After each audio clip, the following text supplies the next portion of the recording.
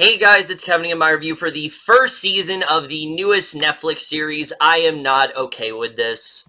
And so what I Am Not Okay With This is essentially about is we center on the character of Sydney. She is seemingly your typical high school girl who she's very awkward, she's very eccentric, she just doesn't really have the greatest social life and things like that. And so she's got a lot of anxiety. She's also dealing with her dad's recent death. However, one day when she the pressure's really starting to get to her, she starts to realize that she might actually have these crazy powers that she isn't really in control of, and basically the rest of the show is her trying to deal with everyday life struggles, but also trying to find a way to harness these abilities and try to figure out what exactly is going on here, and that's really all I'm going to say. So, I am not okay with this. I was pretty excited for this show. I didn't really know too much about it. In fact, I didn't watch the trailer or anything. All I knew was that Sophia Lillis was in it and that it was from one of the same writers as The End of the Fucking World. And you guys know how much I love that show. So just knowing that the talent that was attached to it, that was enough a reason for me to be excited. I really did not know much else than that. And I have to say, this show very much delivered for me. In fact, I do think it is very much on par with The End of the Fucking World. Now, I'm not going to compare them because even though they have confirmed they're in the same universe, they're very different shows tonally and things like that. But I think in the same way that The End of the Fucking World just right out of the gate was able to create its own identity, I Am Not Okay With This is very similar to that. And I was overall very, very happy with the way this show turned out. Definitely one of the best new shows of the entire year so far. But we're just getting to right now, starting off with the cast. And right off the bat, I'll just say this right now, I think the show would be absolutely nothing without its main cast here, because everyone is so well casted in this show. I think everyone just does such a fantastic job. But of course, we have to start off by talking about Sophia Lillis, who I have to say, I think has finally given a performance that is stronger than her performance in It. I actually do think this might just be her strongest performance yet, mainly just because of how much she transforms into this character. This is unlike any role I've seen Sophia Lillis play up to this point, because Sydney is really odd. There's a lot of things about her that are definitely out there. She's bullied frequently, people just don't like her very much, and she's very sarcastic in that way, but there's a lot that she's also dealing with, and the way that Lillis is able to portray all of this, never making it feel fake, always making it feel like you totally understand where Sid is coming from most of the time, I just thought was fantastic. I love what she is doing, especially when it comes to when she starts to realize, her powers and things like that and what they can really do. I thought she did a really incredible job, and I was just consistently impressed with her throughout this series. She's very likable in the role, but again, she really transforms into this performance, and it very much confirms that she's absolutely one of the best child actresses working today, and I just hope we get to see a lot more of her, because if anything, I want the show to come back just to see more of what she has to offer in this role, because I think she absolutely killed it here. But someone else who absolutely dominates the show is Wyatt Oleff as the character of Stan. Not Stanley from It, but he is playing another character that's called Stanley, but this is a different Stan, and he is just so good in this show, because Stan's the kind of guy that is so confident and really embraces just the kind of person that he is, but he also is dealing with his own personal struggles, but he also is kind of a kindred spirit to Sid in that way. There's a lot of similarities to these two. There's a lot of things that these two end up bonding over, and I found their relationship to probably be the most endearing of the entire show. I really ended up loving what they did with this character. I thought that Oleff just did such a great job.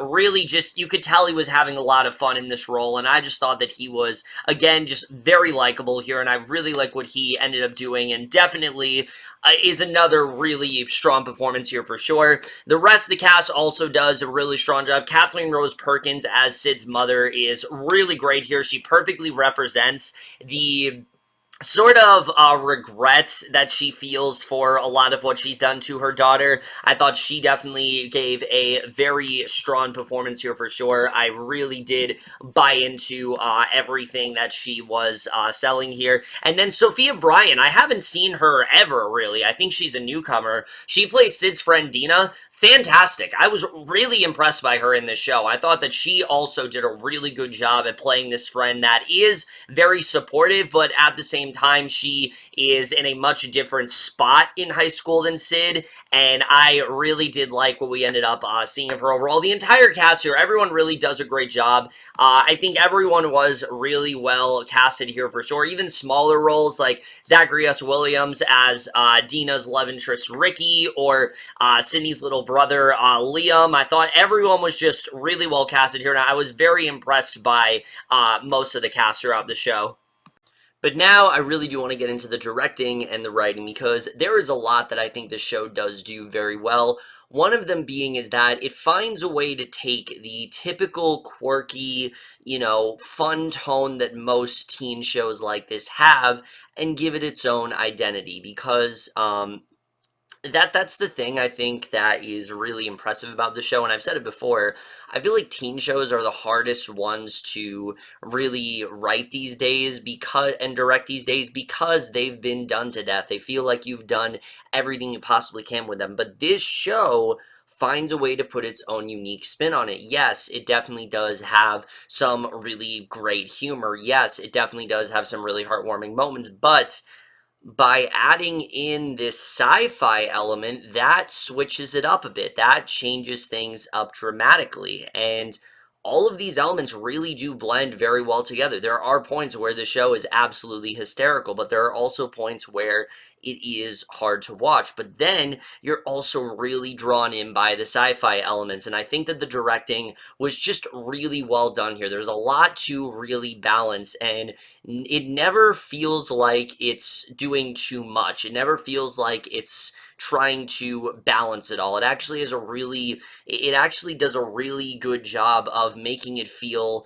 pretty effortless in that way, not really making it feel like it's that hard to do. And I was very impressed with the way that was handled here.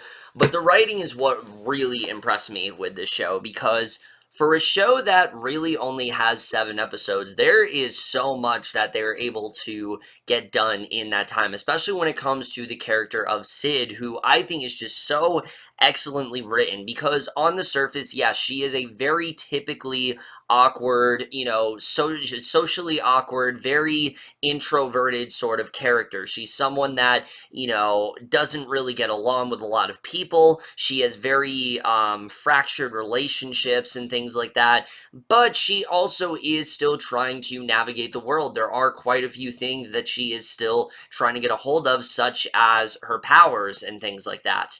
And her not really knowing what that is all about. And this makes it a very interesting character because, one, we're drawn to her immediately. We know that there's something going on right from the beginning. But once we start to get more into her plight with her father's suicide, who you realize, she had this very close relationship with her father, not as close with her mother, so she kind of holds some resentment there. And so that is very interesting. It's the stuff with the powers that really hooks us in, because it really, and this is going to sound kind of silly, but it really is a good portrayal of teen anxiety in that way. Sid's powers only come out when she is either feeling anxious, when she's really sad, when she's really angry. They don't just come out of nowhere. She has to be in a very specific mood for it. And so it's a really good portrayal of teen adolescence and how self-destructive that can make you in that way. And I thought that was something that was really well handled here for sure. But the relationship that Sid forms as well with both of these characters, I thought was very strong, particularly her relationship with Stan. The way they approach that, I thought was really well done. You can totally see where both of them are coming from the beginning, and I really did appreciate the way that this character was written. Where she ends up going was definitely not at all what I was expecting, and I just really loved everything that they were doing with this character and her, really trying to get a handle of everything, trying to have some semblance of a normal life, but those powers always getting in the way. it just makes for a very well-written character, and I thought they did a really good job with never really making her feel unlikable. I feel like a lesser show, she would have come off kind of bitchy. She would have come off kind of, she would have come off kind of needy in that way, but I didn't really feel that was the case for Sid. I always felt like I could understand why she was feeling the way, because yeah, she definitely does make some stupid decisions. She definitely does do some things that really aren't that great. But I mean, what teenager doesn't? What teenager doesn't make some kind of stupid decision? And that's exactly the case with this show. Sid definitely, there are things that she does very much regrets, and you see that throughout the show, and I thought they did a really excellent job with that for sure. But the other characters in the show, I think, are also very well written, especially, like I said, the character of Stan, they do a really good job with writing his character, the kind of person that he is, how he's going through a very similar struggle as Sid, but he handles it in a much different way. He tries to be, confident. He tries to have this sort of, positive energy to him, and it's just, he's a very endearing character in that way. I feel like a lot of people are going to like Stan quite a bit. I can see a lot of people watching the show and Stan becoming their favorite character because he is a very likable presence in that way. But I also really like what they did with the character of Dina, because I was really worried at first, because Dina's someone who from the beginning is far more popular than Sid. She's one more liked than her.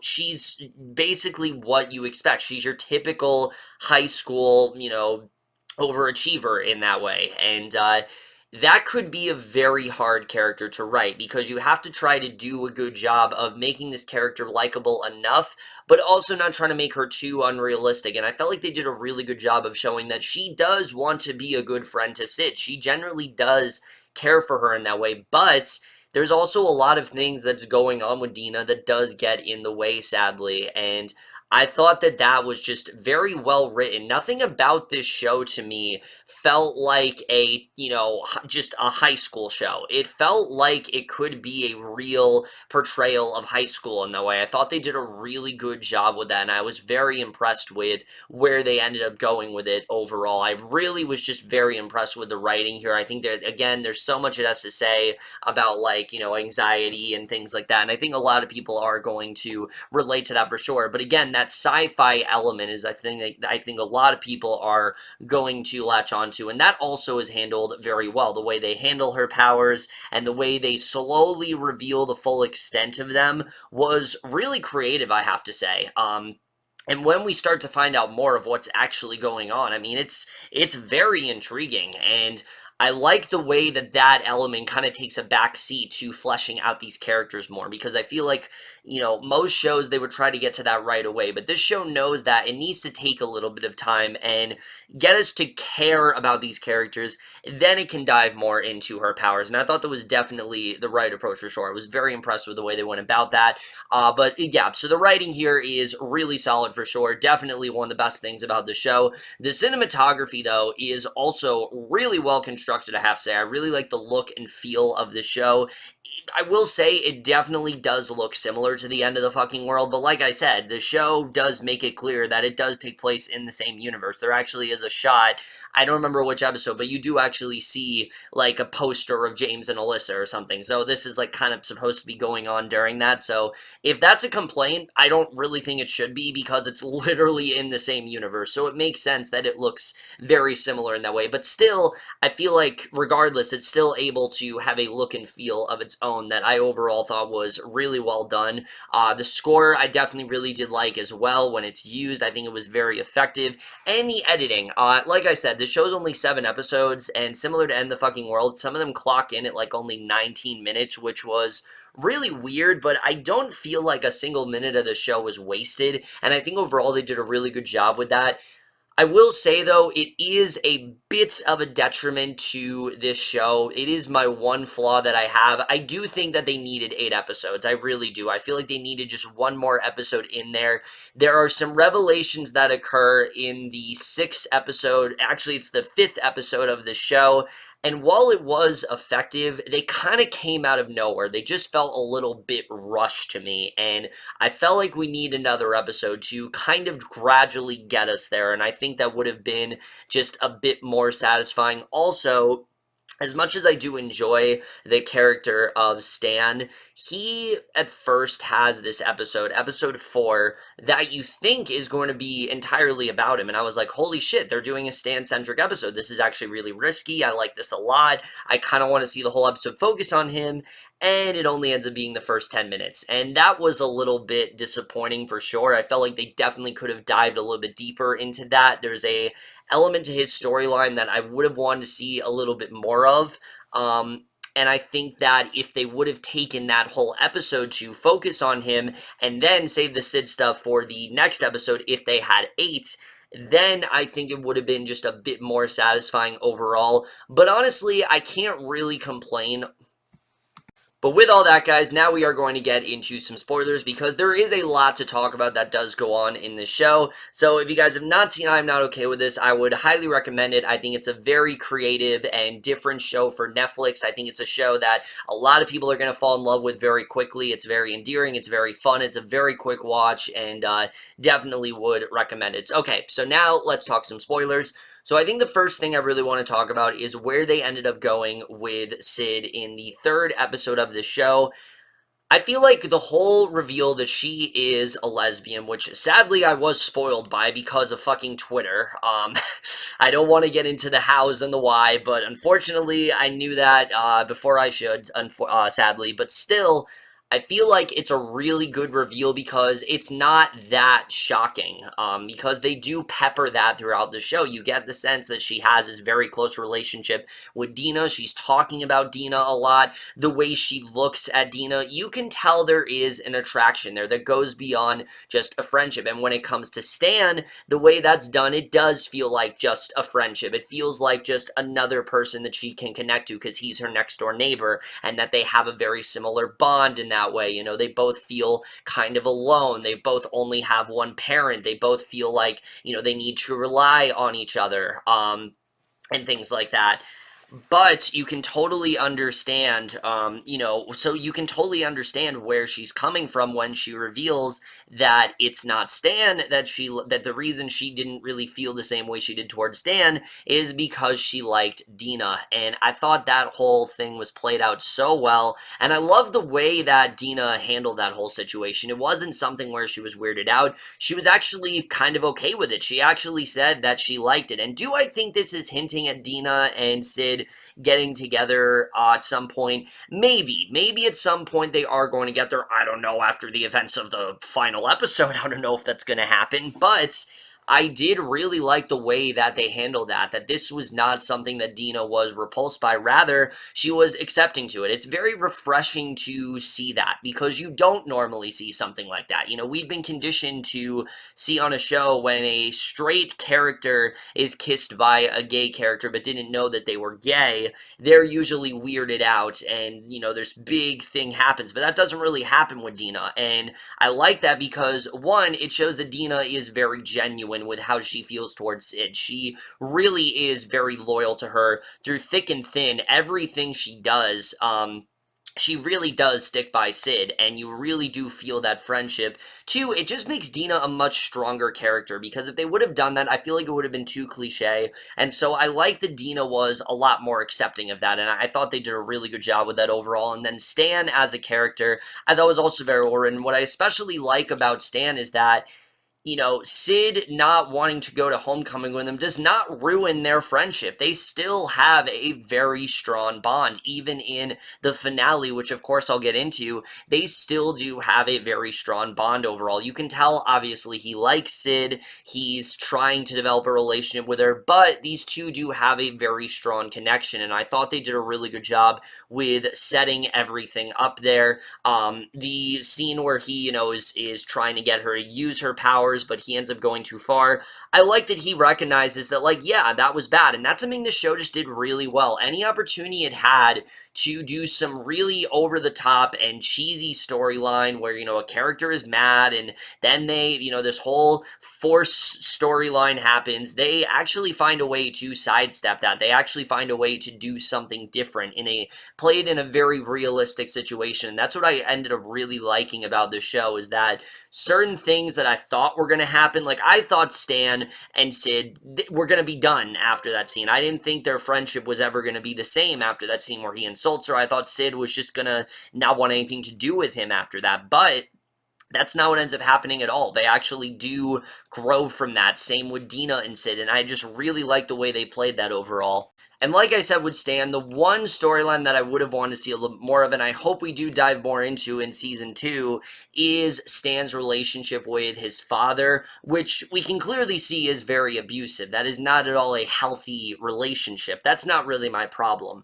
My problem is more, I just wish we could have dived into that more. I wish we could have seen more of what is Stan's father really doing to him? Find out a little bit more about Stan as a character. I'm sure if they get a season 2, which again, I really hope they do, I feel like that's something they'll dive into a bit more, but I do kind of wish that that episode was focused on Stan the entire time, because I'm not going to lie, when he went to his father, I was really intrigued to see what they were going to do. And I mean, if you look very closely, he shows up with like bruises on his face, so his father clearly doesn't just psychologically and emotionally abuse him, he physically abuses him. And again, that's something that is going to be very hard to watch, but I feel like this show covered it in a very realistic manner. It didn't really come across heavy-handed at all, and I thought they did a really good job with that for sure, and I hope that's something we do get to see more of in Season 2 overall, because there's a lot we know about Stan, but there also is a lot we don't know. We only know who he is through Sid's perspective, and so that's kind of why I wanted to see more of his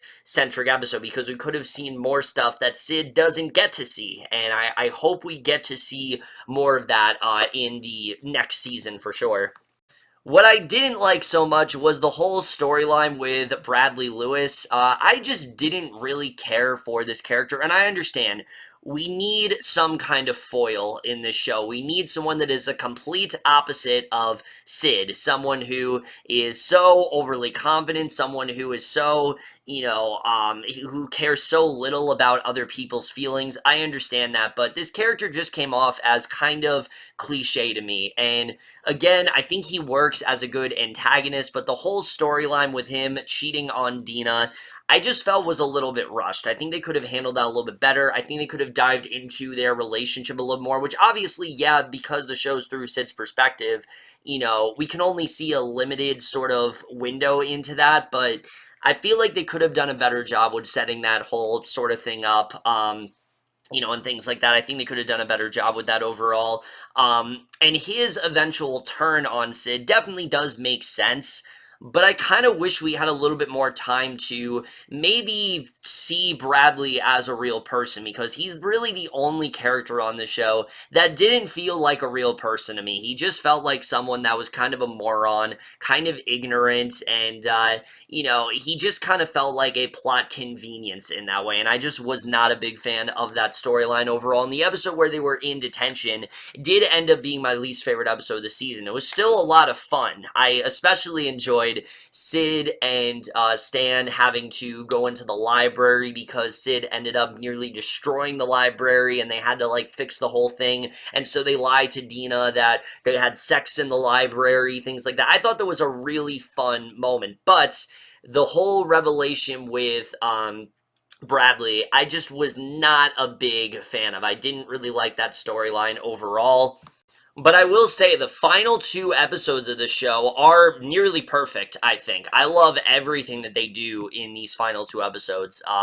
Especially in the penultimate episode, I love where we end up going with Sid just really kind of destroying almost everything, where, Dina finds out what was actually on the tape, and Sid's not telling her what's going on, so Dina's all mad at her, and then, Sid almost ruins her friendship with Stan, and so Stan has to ask out another girl and things like that. I thought that was all set up very well, but I especially loved what they end up doing with her mom, because I have to say that relationship was very interesting. You can tell throughout the show that her mom in general, Maggie, she's doing the best that she can to make that concerted effort to connect with her daughter. But of course, Sid isn't really interested in that. She doesn't really want to open up to people. We keep seeing scenes at her therapy where she's just not really talking. Her therapist is kind of annoyed by that. She's very patient, but she is getting a little bit annoyed because there's clearly a lot that Sid is dealing with that she doesn't really want to open up to anyone about. So when her mom finally reveals to her what actually happened to her father, who he actually was, I thought that was a very, very satisfying reveal. I love what we end up finding out, that basically her father was someone who, he enlisted in the military and things like that, but he actually did have identical symptoms that Sid was going through, and that because of this, it didn't destroy their relationship, but her mother was always kind of scared. They tried to, try to keep this as close as they possibly could. Her father was also being followed around by someone, so it really kind of turns things on its head. And I have to say, I think the person that is following Sid might actually be her father. I feel like that's what they're setting up, that she's going to have a closer relationship there. I really like where they are going with that overall, and I feel like that's going to be a really integral part of the show moving forward, is Sid's relationship to her father, because now it's more important than ever. Her father isn't just someone that she had a really close relationship with that, ended up killing himself because of something that occurred. Now it kind of makes sense. For all we know, he could have killed himself because he just had enough of his powers and he couldn't take it anymore. So Sid is now realizing that's what's happening to her is not at all a unique situation. This is something that has happened before, and I'm excited to dive a little bit deeper into the lore next season. I feel like that's something we're really going to get more of an idea of with what's going on, and I really hope the show does get renewed because I want to see a lot more of what's going on there. But the way things wrapped up was very surprising to me. I was not at all expecting them to go in the direction they did. Obviously, I knew shit was going to hit the fan just because of how happy things were. The fact that she was able to patch things up with Dina so well. They go to the dance. She's able to tell Stan that she doesn't really feel the same way about him, but she wants to keep their friendship, and she still lets them have a dance and things like that. She still feels bad for him, and how Dina now knows about her powers and things like that, but Sid actually doesn't tell him about that, I think is really interesting. And then, Dina also tells Sid that she didn't not like the kiss and things like that, as I talked about. I thought that was really good, but I'm like, okay, something is going to go down. And of course, once Brad went up to that microphone, that's when I knew exactly what was going to happen. We find out that he's the one that took the diary, which I just thought that was really contrived. I don't even know how he would have done that. Like, what, did he, break into her house or something? Like, how exactly did he take that diary? Like, I don't really understand how that all went down. But I will say, him outing her in front of everyone, talking about her powers and things like that, not outing that she's outing that she had feelings for Dina, and basically just spilling everything, not hiding anything about Sid. This just makes her lose it, and basically it's like the more graphic version of Carrie. Basically, she makes his head combust, which you can tell Sid did not know she was able to do that. She knew that she could do it to objects, but she did not know that she could do it to another person. I will say, though, the foreshadowing of Brad talking to his friend, how the dance was going to be mind-blowing, fucking genius. I love the way they played that up, because you don't at all think that, she's actually going to make his head blow up. You just know that something is going to go down, and I thought there was a really subtle way of kind of letting us know, yeah, this is what's actually going to happen, and I just really love the way that paid off. That's something the show did really well, for sure.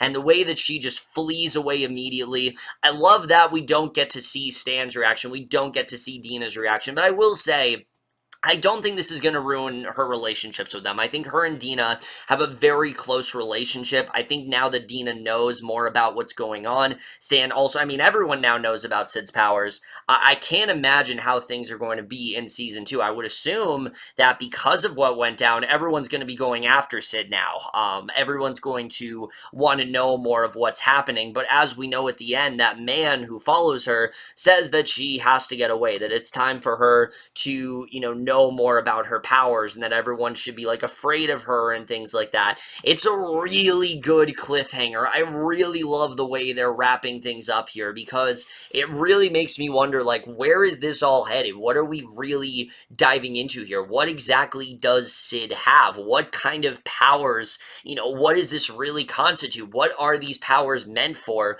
We still have a lot of questions. Yes, we did get some answers, but I feel like they've left open just enough for us to still want to see more. And I'm really excited to see where the show is going to go moving forward. If she's going to be able to